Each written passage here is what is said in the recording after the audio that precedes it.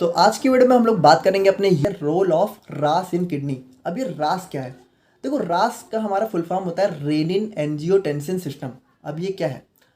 देखो यहाँ पे बिल्कुल सिंपली समझो, renin angiotensin system is a physiological hormone system involve in the regulation of arterial blood pressure and plasma sodium concentration.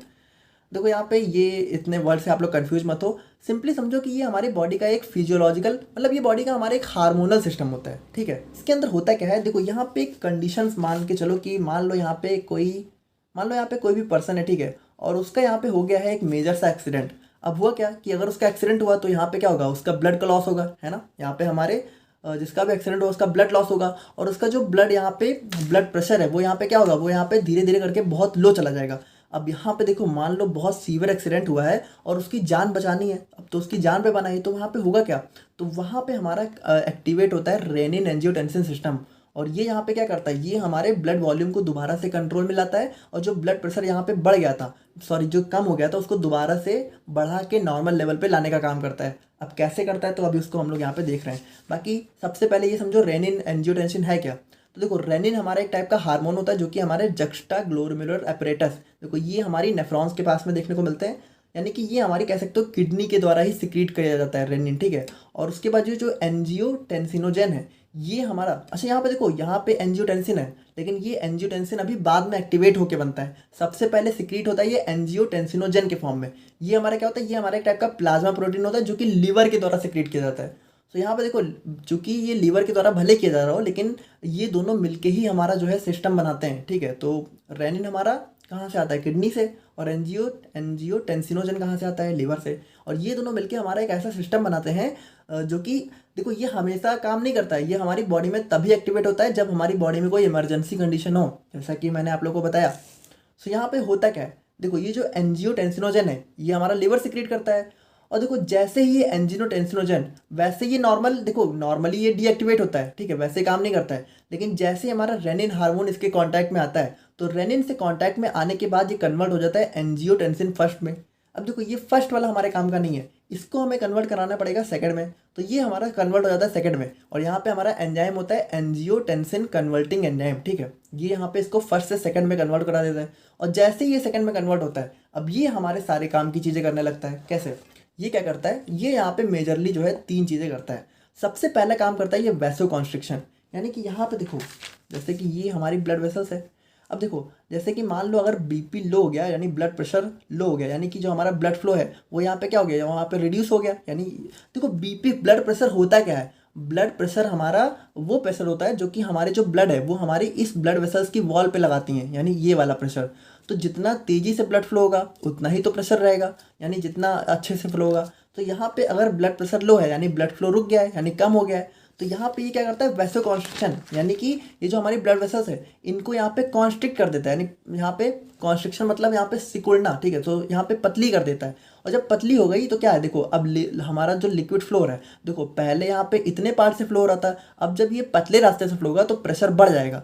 देखो, इसका बहुत सिंपल सा एग्जांपल है कि आप लोग पाइप से कभी नल से पाइप वगैरह लगाते हो ना, तो क्या करते हो? जब हमारा पानी का प्रेशर दूर तक फेंकना होता है तो थोड़ा हाथ से दबा देते हो पाइप को। तो बिल्कुल वही चीज़ है यहाँ पे, जितना पाइप को पतला कर दोगे उतना प्रेशर बढ़ जाएगा। तो यहाँ पे क्या होगा? वैसो कॉन्स्ट्रिक्शन होगा तो ब्लड प्रेशर ऑटोमेटिक बढ़ जाएगा। दूसरा होता है इंक्रीज सिंपैथेटिक एक्टिविटी। अब देखो, अगर आप लोगों ने फर्स्ट सेमेस्टर में सिंपैथेटिक और पैरासिम्पैथेटिक नर्वस सिस्टम पढ़ा है, तो वहाँ पे सिंपैथेटिक देखो क्या करता है? हमारी बॉडी में हर चीज़ को बढ़ाने का काम करता है। तो अगर सिंपैथेटिक एक्टिविटी यहाँ पे इंक्रीज हुई तो वहाँ पे होगा क्या? हमारा ब्लड प्रेशर यहाँ पे अल्टीमेटली इंक्रीज हो जाएगा। और थर्ड हमारा क्या होता है? थर्ड हमारा ये रिलीज करता है एल्डोस्टेरोन फ्रॉम एडर्नल कॉर्टेक्स, ठीक है। तो एडर्नल कॉर्टेक्स से हमारा एक एल्डोस्टेरोन नाम का, ये कह सकते हो, हार्मोन रिलीज करता है। और ये क्या करता है? देखो, ये जो एल्डोस्टेरोन है ये हमारा क्या करता है? ये हमारे जो भी हमारा ब्लड है उसमें क्या करेगा, या फिर कह सकते हो बॉडी में हमारे Na+ और H2O का रीअब्जॉर्प्शन बढ़ा देगा, ठीक है। और यहाँ पे जब देखो हमारे क्या हुआ था, जैसे मान लो किसी को बहुत ज़्यादा एक्सीडेंट हुआ है तो उसका क्या होगा? उसका ब्लड वॉल्यूम कम हो जाएगा। तो अगर यहाँ पे Na+ और H2O का रीअब्जॉर्प्शन बढ़ जाएगा तो दोबारा से क्या होगा? उसका जो ब्लड वॉल्यूम है वो नॉर्मल आने लगेगा। यानी हमारे यहाँ पे वाटर और इलेक्ट्रोलाइट यहाँ पे दोबारा से ब्लड में भरने लगेंगे तो ब्लड वॉल्यूम नॉर्मल हो जाएगा ना। तो इस तरीके से देखो ये काम करता है। अब देखो, मान लो अगर ये लॉन्ग में आता है तो हम लोगों ने इसको फ्लो चार्ट के फॉर्म में लिखा है ताकि आप लोग इजीली समझ सको।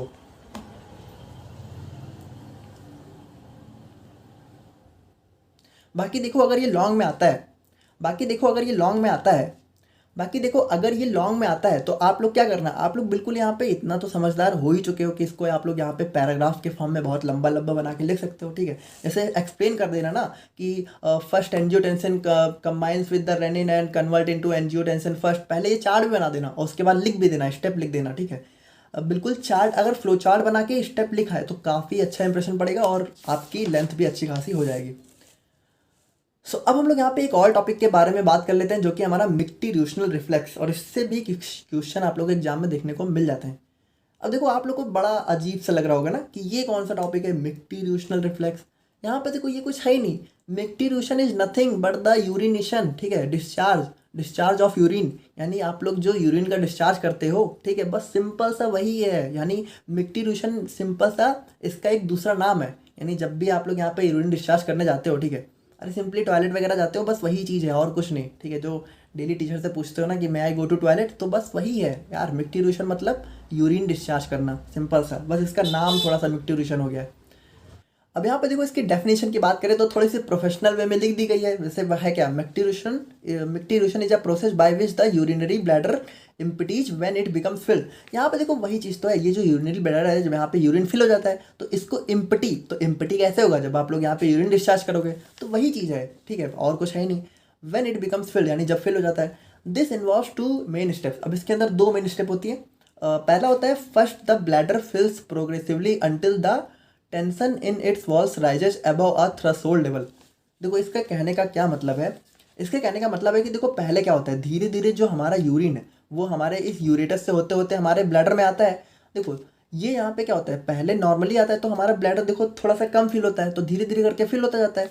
देखो ये क्या होता है कि ये तब तक आराम से फिल होता रहता है जब तक ये थ्रेशोल्ड लेवल का मतलब होता है ये एक ऐसे लेवल पे नहीं पहुंच जाता है कि अब इसमें जो है आप कह सकते हो कि और ज़्यादा यूरिन नहीं फिल हो सकता है। तो थ्रेशोल्ड लेवल मतलब अपना एक कह सकते हो कि मैक्सिमम लेवल, ठीक है, तो मैक्सिमम लेवल पे पहुंच जाता है।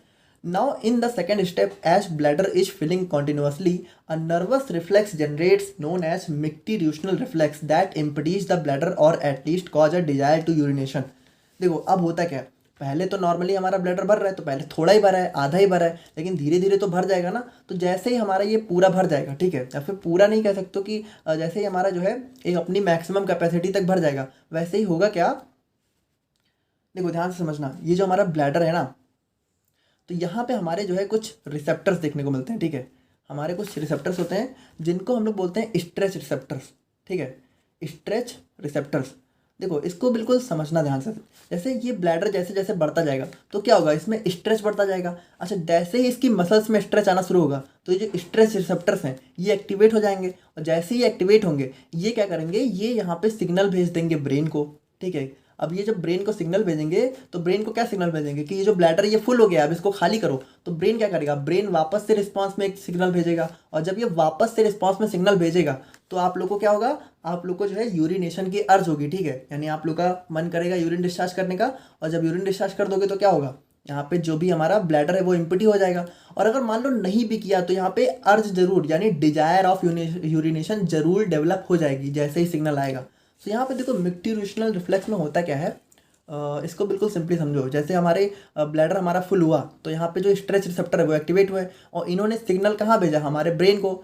देखो अब हम लोगों ने स्पाइनल कॉर्ड में देख लिया था कि सिग्नल जो है हमारा स्पाइनल कॉर्ड से होते हुए जाता है, स्पाइनल कॉर्ड से होते हुए आता है, और सिग्नल जिन नर्व्स के थ्रू जाता है उसको हम लोग क्या बोलते हैं, सेंसरी नर्व। तो सेंसरी नर्व्स के थ्रू हमारा सिग्नल हमारे ब्रेन को किसने भेजा, स्ट्रेच रिसेप्टर्स ने। और उसके बाद ब्रेन ने हमारा कमांड जनरेट किया, और कमांड क्या था कि हमारा ब्लैडर को खाली करो, ठीक है। तो यहाँ पे अब कमांड देखो, जिस नर्व्स के द्वारा कमांड आता है उसको हम लोग क्या बोलते हैं, मोटर नर्व्स। यानी सिग्नल जिस नर्व्स के थ्रू जाता है उसको सेंसरी बोलते हैं, सिग्नल जिन नर्व्स के थ्रू आता है उसको मोटर बोलते हैं। बस सिंपल सी बात है। तो इसमें देखो अब इसमें भी हम लोगों ने थोड़ा सा फ्लो चार्ट के फॉर्म में लिखा है। अब आप लोग अगर लॉन्ग में आ गया तो बना के लिख सकते हो, ठीक है, इसमें काफ़ी चीज़ें आप लोग बना के लिख सकते हो। जैसे कि फिलिंग, देखो सबसे पहले क्या होता है, फिलिंग ऑफ यूरिनरी ब्लैडर, यानी सबसे पहले ब्लैडर फिल होता है। अब जैसे फिल होता है वैसे ही स्ट्रेच रिसेप्टर्स हमारे स्टिमुलेट मतलब एक्टिवेट हो जाते हैं, ठीक है। और जैसे एक्टिवेट होंगे वो से क्या होगा, सिग्नल सेंस टू ब्रेन विया सेंसरी नर्व, यानी सेंसरी नर्व्स के थ्रू हमारा सिग्नल ब्रेन को जाएगा। अब ब्रेन क्या करेगा, ब्रेन यहाँ पे कमांड जनरेट करेगा जिसको ब्लैडर रिसीव करेगा विया मोटर नर्व्स, यानी मोटर नर्व्स के थ्रू रिसीव करेगा। और उसके बाद देखो क्या होगा, उसके बाद होगा हमारे यहाँ पे कॉन्ट्रैक्शन ऑफ ब्लैडर मसल्स। अच्छा यहाँ पे देखो हमारा जो हमारा यूरिन डिस्चार्ज होता है वो होता किस तरीके से, होता है इस तरीके से कि ये जो ब्लैडर है ये हमारा थोड़ा सा कॉन्ट्रैक्ट होता है, यानी ये थोड़ा सा सिकुड़ जाता है। देखो जब ये सिकुड़ेगा तो क्या होगा, ये जो भी यूरिन इसके अंदर भरा है वो हमारा आगे की तरफ फ्लो करेगा, और जब आगे की तरफ फ्लो करेगा तो एट लास्ट में बाहर डिस्चार्ज कर दिया जाएगा। तो यानी यहाँ पे contraction of bladder muscles and relaxment of urethra, यानी ये जो यूरेथ्रा है अब ये यहाँ पे क्या होता है, ये रिलैक्स हो जाता है। रिलैक्स कैसे होता है, जब आप लोग डिस्चार्ज कर देते हो तो फाइनली क्या होता है इस तरीके से इम्पटिंग ऑफ ब्लैडर, यानी ब्लैडर इम्पटी हो जाता है। काफ़ी सिंपल है। और फाइनली हम लोग बात कर लेते हैं अपने डिसऑर्डर्स ऑफ यूरिनरी सिस्टम के बारे में और लेक्चर को यहाँ पे एंड करते हैं। तो देखो यहाँ पे बहुत सारे डिसऑर्डर्स हो सकते हैं यूरिनरी सिस्टम से रिलेटेड, जैसे हो गया पहला हो गया पॉलीसिस्टिक किडनी, दूसरा हो गया यूटीआई। देखो ये काफ़ी कॉमन चीज़ें हो सकता है आप लोगों ने सुनी हो। और किडनी स्टोन डेफिनेटली सुना होगा, जिसको आप लोग नॉर्मली बोलचाल की भाषा में पथरी बोलते हो, ठीक है। और यूरिनरी इनकॉन्टिनेंस और नेफ्रोटिक सिंड्रोम। तो सबसे पहले देखते हैं पॉलीसिस्टिक किडनी डिजीज। यहाँ पे देखो होता क्या है, यहाँ पे जो हमारी किडनी है ना तो उसके ऊपर आप लोग को जो है कुछ सिस्ट डेवलप होते हुए देखने को मिल जाते हैं। देखो सिस्ट आप लोग को वैसे स्क्रीन पे दिख रहा होगा, सिस्ट मतलब कह सकते हो कि मतलब देखो स्क्रीन पे आप लोगों को दिख रहा होगा, आप लोग मुझे नहीं समझ में आ रहा इसको क्या कहते हैं, ठीक है। तो सिस्ट डेवलप हो जाते हैं जिसकी वजह से क्या होता है, जो किडनी का साइज है वो यहाँ पे बढ़ जाता है, ठीक है। और जब किडनी का साइज बढ़ जाता है तो वहाँ पे जो भी फंक्शंस है वो यहाँ पे अच्छे से परफॉर्म नहीं कर पाती, यानी फंक्शंस में लॉस होने लग जाते हैं। और बात करें सेकेंड डिसऑर्डर की तो ये होता है हमारे यहाँ पे यूटीआई। अब देखो ये काफ़ी इंपॉर्टेंट होता है। Urinary tract infections are generally caused by harmful micro organism in urinary tract. देखो यूरिनरी ट्रैक्ट मतलब क्या, ये जो पूरा हमारा पाथवे है, ठीक है, यूरिन का यही होता है। देखो अगर हमारे इस पूरे पाथवे में अगर हमारे कुछ बैक्टीरिया या फिर वायरस वगैरह एंट्री कर गए तो हमारा क्या होगा, हमारा ये जो है ये हमारे क्या करेंगे, इन्फेक्शन कॉज कर देंगे। देखो जनरली ये जो पाथवे होता है यहाँ पे कोई भी बैक्टीरिया वगैरह देखने को नहीं मिलता है, और अगर आ गया तो क्या होगा, हमारा जो यूरिन है वो इन्फेक्टेड हो जाएगा ना। यूटीआई, अच्छा देखो ये जो यूटीआई इन्फेक्शन है वो जनरली फीमेल्स में ज़्यादा देखने को मिलते हैं, ठीक है। मतलब बहुत अगर मान लो 10 में से 2 मेल्स में देखने को मिल रहा है तो 8 फीमेल्स में होते हैं, तो फीमेल्स के अंदर इनका रेशियो काफ़ी ज़्यादा होता है, 8-2 का रेशियो होता है। They usually occurs in bladder or urethra, but more serious infection involve the kidney। देखो जनरली अगर हम लोग बात करें तो ये जो यूटीआई इन्फेक्शन है ये हमारे या तो इस यूरेटस में या फिर हमारे ब्लैडर में देखने को मिलता है, ठीक है। लेकिन अगर मान लो हमारा बहुत ज़्यादा सीवियर है तो किडनी में भी जा सकता है, ठीक है। A kidney infection may cause a bladder infection can lead to pain with urination, blood in the urine and increased urge to urinate। यानी अगर हमारे ब्लैडर में इन्फेक्शन हुआ है तो क्या होगा, यहाँ पे पेन होगा, ठीक है। जैसे जब आप लोग यूरिन डिस्चार्ज करोगे तो पेन होगा, या फिर जो है यूरिन में ब्लड आ सकता है, और या फिर जो है जो यूरिनेशन की अर्ज है वो बहुत ज़्यादा बढ़ती ही रहती है, ठीक है। और अगर मान लो किडनी इन्फेक्शन है तो उसकी वजह से क्या होगा, उसकी वजह से जनरली आप लोग को बैक पेन, ठीक है, और नोजिया, वोमिटिंग, फीवर ये सब देखने को मिल जाएगा, ठीक है।